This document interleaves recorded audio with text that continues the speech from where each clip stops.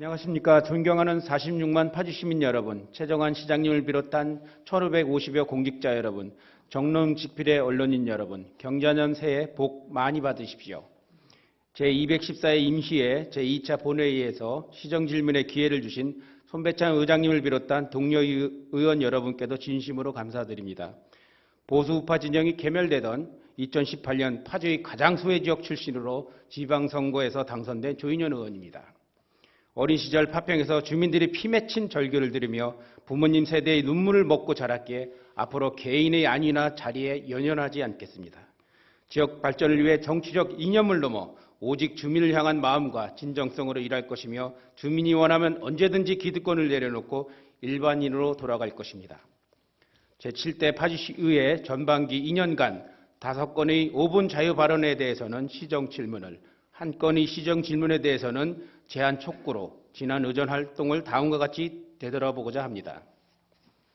첫째, 2018년 7월 18일 시민께 섬세한 감동을 주는 민원 행정 서비스 요구 5분 자유 발언.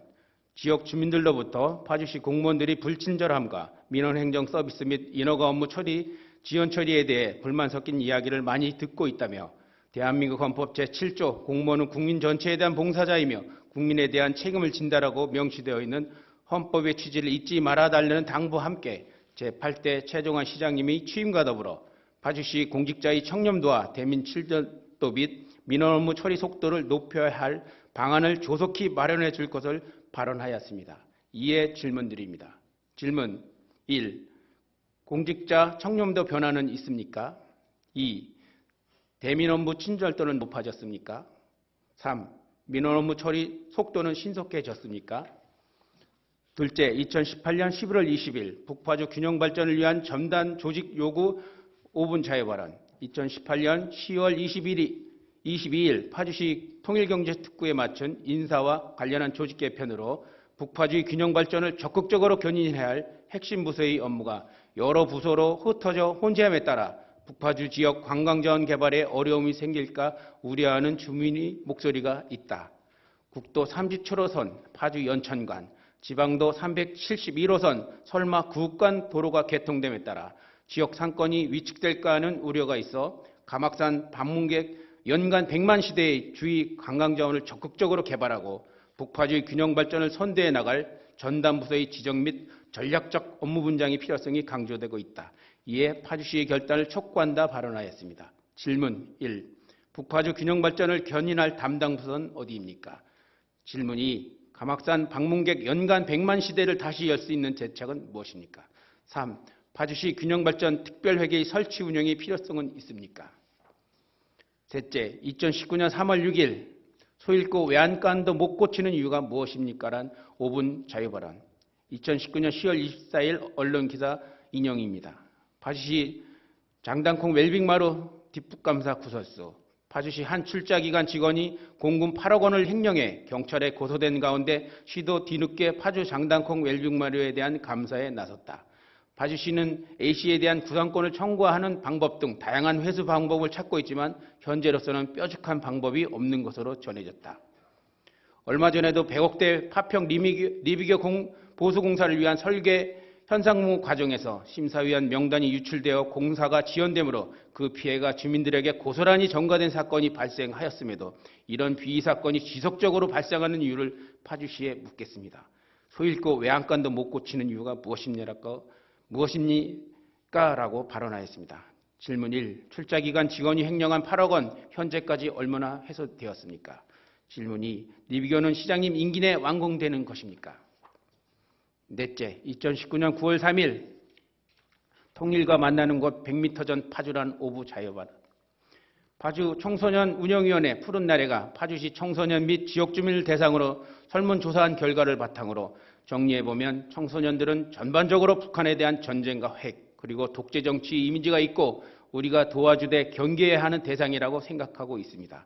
이와 같이 통일이 필요성을 인식하고 있지만 통일을 함께 이뤄야 할 대상인 북한에 대해서는 상대적으로 부정적인 인식을 갖고 있다는 사실을 알 수 있습니다.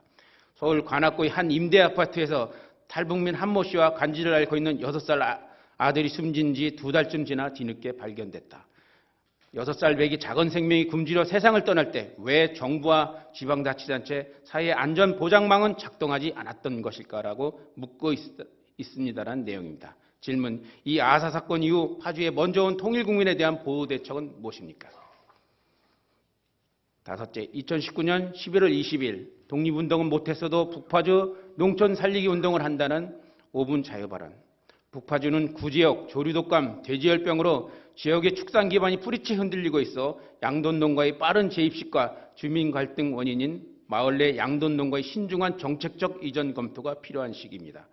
농업 분야는 정부가 세계무역기구 개발도상국 주의를 포기 선언함에 따라 한 분야 남아있던 농업교육 혜택을 포기하게 되어 외국산 수입쌀의 관세를 낮춰야 하고 쌀값 등 농산물 가격 안정에 쓰이는 농업보조금 총액도 1조 4,900억 원에서 8천억 원으로 대폭 낮춰야 한다고 하여 파주 농축산업을 살리면서 이런 상황에 대처할 수 있는 획기적 정책 전환과 실행 대책을 마련해야 합니다. 각 실과소마다 맞춤형 대책을 마련해 주실 것과 독립운동은 못했어도 북파주 농촌 살리기 운동을 한다는 캠페인 전개를 제안합니다라고 발언하였습니다. 질문 1. 아프리카 돼지열병의 2차 피해는 무엇이 있습니까? 질문이 이에 따른 각 실과소의 맞춤형 대책은 무엇입니까? 여섯 번째, 2019년 4월 23일 역사를 잊은 민족에겐 미래가 없다. 역사를 외면하면 반드시 불행은 반복된다는 시정 질문입니다. 외삼촌이 파평면 두포리 산 38번지 인근에서 희생된 사연과 더불어 그들에게 부모 형제를 잃은 주민들의 감정을 고려해야 하며 역사적 진실이 왜곡되지 않도록 파주시 행정 업무를 신중하게 처리해 줄 것을 주문한 바가 있습니다.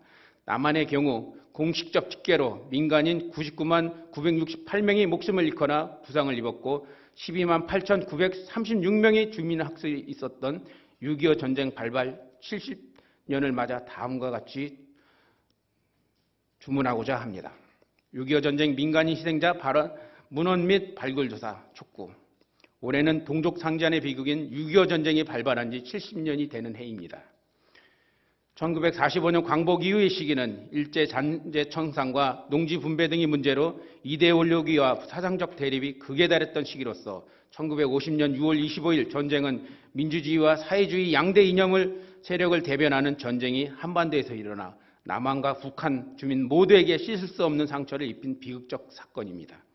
그 비극적 사건의 현장의 하나인 파주시 파평면 두포리 산 39번지에는 6.25 피학살 현장이란 위령비가 세워져 있지만 그 실체를 확인할 수 있는 근거 자료가 부족한 상태이나 1953년 휴전 후 대한민국 통계연감에 경기도 내에 총 7,511명의 민간인 학살이 있었다고 기록되어 있어 파주시 희생자에 대한 현황 파악이 필요한 실정입니다.